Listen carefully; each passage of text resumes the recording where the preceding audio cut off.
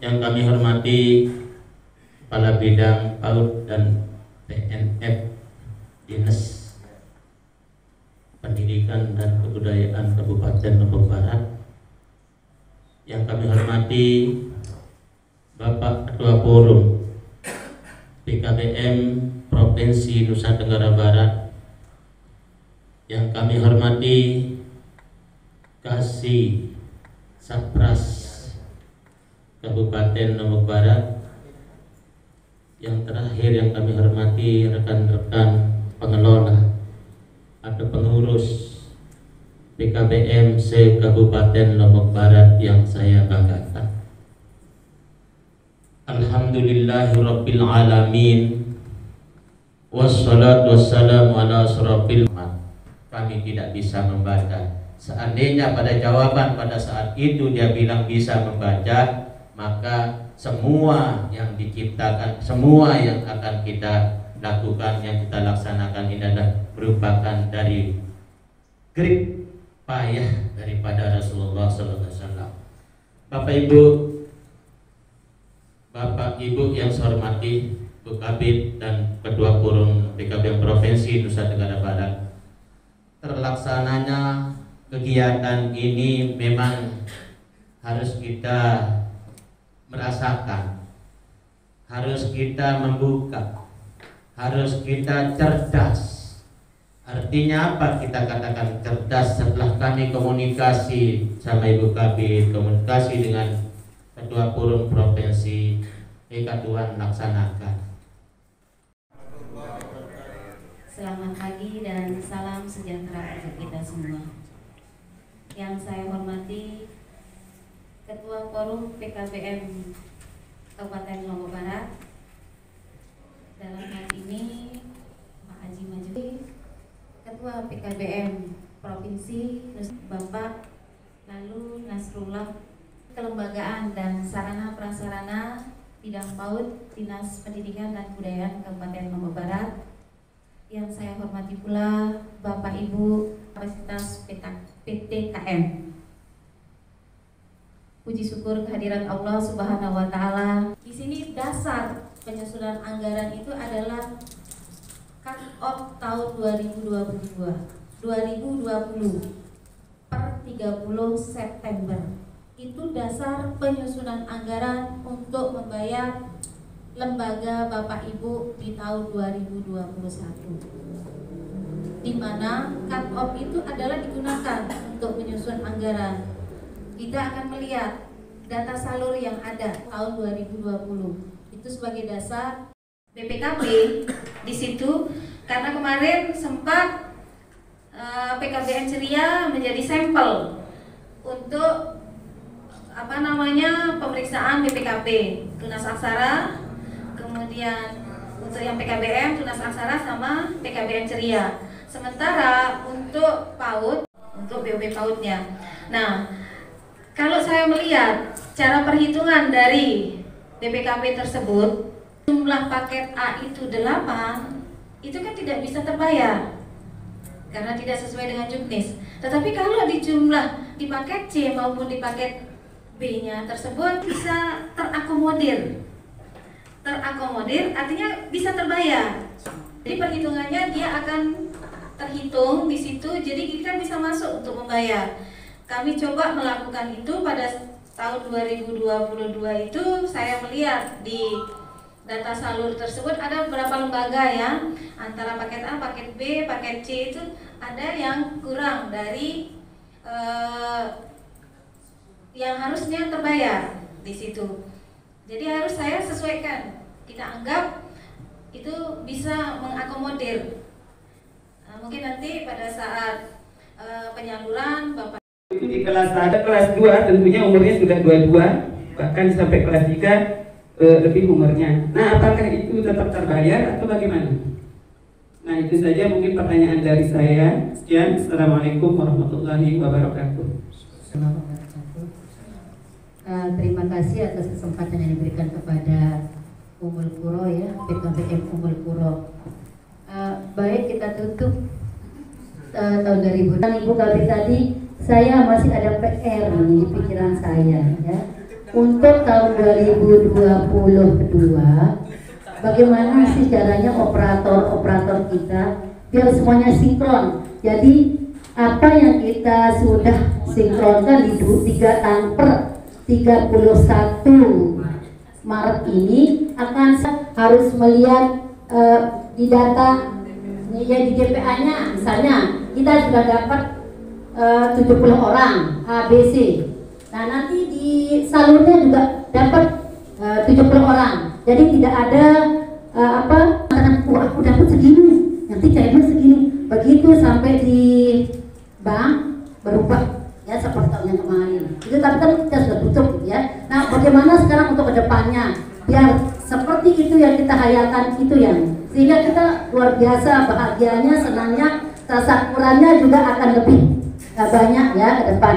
Nah, untuk siswa yang 21, oh ya tadi sudah ditanyakan sama Bu Mariah ya, cukup itu juga pertanyaan dia yang kedua. Terima kasih. Assalamualaikum warahmatullahi wabarakatuh. Tapi karena pertanyaan itu, tapi jangan luas ya. Cukup dengan pertanyaan Dr. Rabisa saja ya.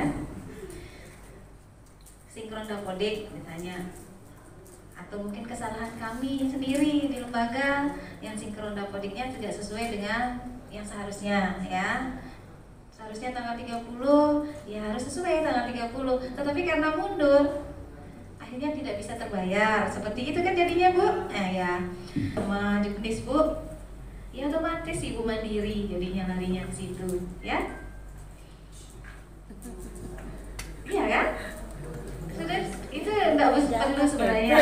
Ya kalau sudah tahun berjalan kelas 3 harapannya bisa terbayar, bagaimana mau terbayar? Kan pada saat masuk ke dapodik enggak bisa terbaca Bu, karena usia melampaui. Operator ya ini ketua lembaga jadi lebih pintar juga ketua lembaga gitu. Jadi dia tidak harus operator. Silakan semuanya bisa saja gitu. Yang penting nanti disampaikan kepada operatornya bahwa ini loh hasil kami di situ gitu. Baik, setelah itu di sini ada barang jasa misalnya mau pembelian listrik, berapa bulan, satuannya, watuan apa ini watuan ya? Watuan ya? Ya kilometernya. Jadi, ya harga satuannya berapa? Nah tinggal diinput saja satuannya Pak Ibu, tinggal disimpan ya. Gitu. Nah nanti akan di sini bisa Pak Ibu edit kalau memang ada perubahan. Pensil ini dia akan berubah nanti. Dia akan di mana tempatnya misalnya jumlahnya misalnya. Kemudian saya sebagai kepala kesaraan sehingga saya bisa seperti ini lebih luas lagi mengenal PKBM karena tempat tugasnya juga di Lombok Tengah, yaitu tempatnya di SMK Negeri 1 Jonggrang. Jadi di sana saya juga alhamdulillah dipercaya sebagai Wakasek kesiswaan juga di PKBM.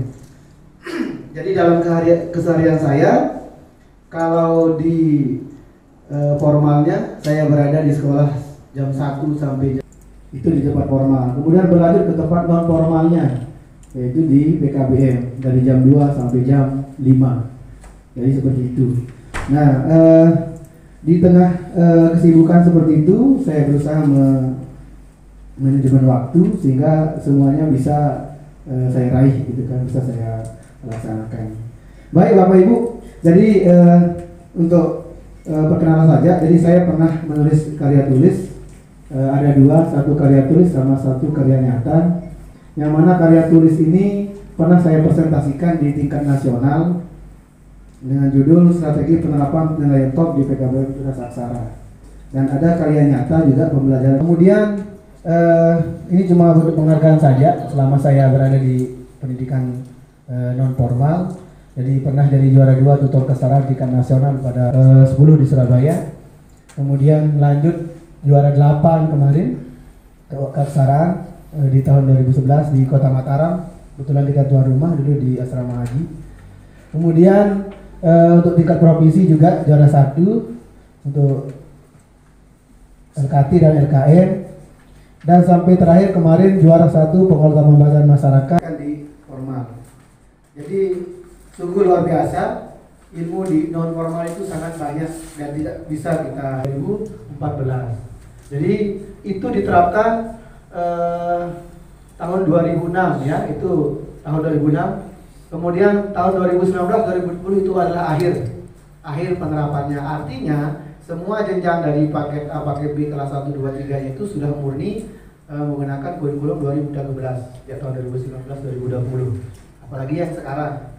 Nah, jadi kalau kita mau membanding-bandingkan kurikulum sebelumnya dengan yang sekarang, banyak sekali. Ya, saya lanjut saja karena banyak sekali. Ini juga banyak sekali, ya. Nanti ini bisa baca-baca lah, nanti sudah tahu kalau. Kalau tidak salah. Tetapi di mayanya kita tetap bertemu gitu.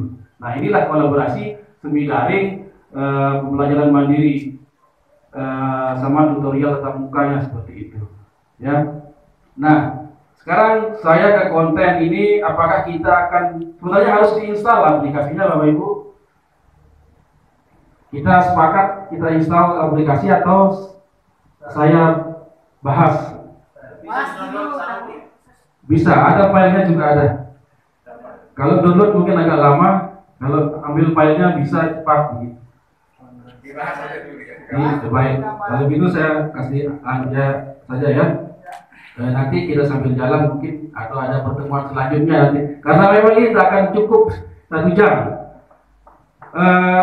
Untuk pembuatan konten, ya, saya di sini, kami juga dengan teman-teman tutor itu bukan merekomendasi, tetapi kami sepakat menggunakan ini karena apa? Ya, Wondershare Formula ini merupakan aplikasi yang ringan, ya. Itu manfaatnya kita bisa edit video, kita bisa edit foto, kita bisa edit audio, kita juga bisa membuat video secara langsung di laptop kita atau di PC kita, begitu. Yang pertama adalah manajemen ya, langsung aja ke RAKS yang. Nah ini ya, ke atas lagi ya. Ya, ini contoh paket B ya. Tolong Bapak Ketua PKBM yang hadir supaya bisa bikin RAKS langsung. Kemudian langsung bikin laporan di tahun laporan ini ya. Jadi kegiatan operasional pembelajaran ini yang pertama adalah pengadaan dan pemeliharaan peralatan pembelajaran. Nah, jadi seperti penghapus whiteboard, kemudian spidol, kemudian alat-alat kebersihan ya kayak sapu, keset, kemudian dan lainnya ya. Artinya peralatan pendukung pembelajaran itu, ya baik itu pendukung yang sifatnya untuk menulis ya, misalnya spidol dan segala macam. Yang kedua maupun peralatan yang mendukung kebersihan, ya. Kemudian yang kedua, item yang kedua dalam kegiatan operasional pembelajaran adalah pengadaan dan pemeliharaan alat peraga pendidikan. Nah, jadi Bapak dan Ibu silahkan bisa dibeli untuk peraga pendidikan, misalnya globe, kemudian garisan panjang, garisan segitiga, busur derajat, dan segala macam ya. Artinya ini supaya tergambar penggunaan BUP yang Bapak dan Ibu terima kemarin ya. Nah, pendidikan. Yang ketiga bahan ajar ya, bahan ajar. Terus lanjut Pak, menganggarkan penyusunan silabus.